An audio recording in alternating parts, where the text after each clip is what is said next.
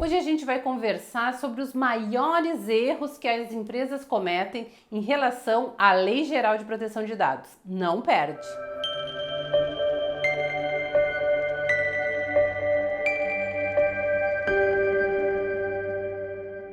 Quais os maiores erros que as empresas cometem em relação à Lei Geral de Proteção de Dados? Pois bem, são muitos, mas hoje eu vou te dizer alguns que eu acho essenciais.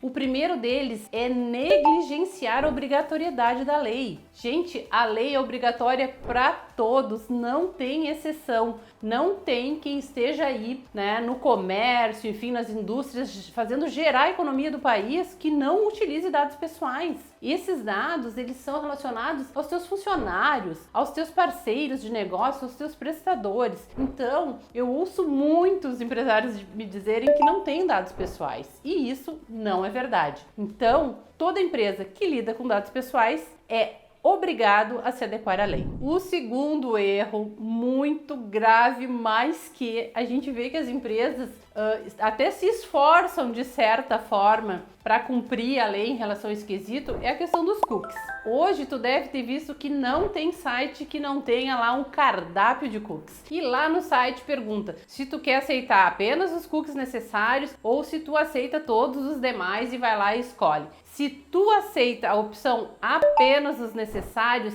a grande maioria dos sites não deixa tu ir adiante. E isso não pode. Se é uma opção que eu faço para acessar o site. E não é uma opção acessar ou não. Então, se existe a opção que eu vou aceitar apenas os cookies necessários, os sites têm que possibilitar sim que aquele consumidor, aquele titular de dados, siga ali navegando. Então, não adianta tu fazer meia adequação, tu ir lá e achar que tu tá cumprindo a lei porque tu ofertou aquele cardápio de cookies, mas na verdade tu não possibilita que o teu titular utilize o site de acordo com as opções que ele fez.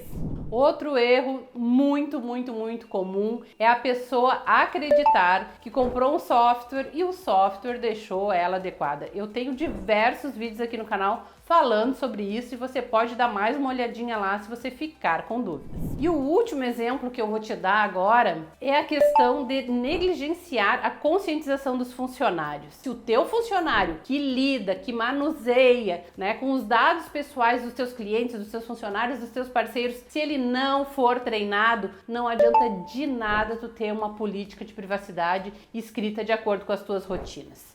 É essencial que as pessoas que estão por trás daqueles dados saibam sim quais os limites que elas podem agir em relação àqueles dados.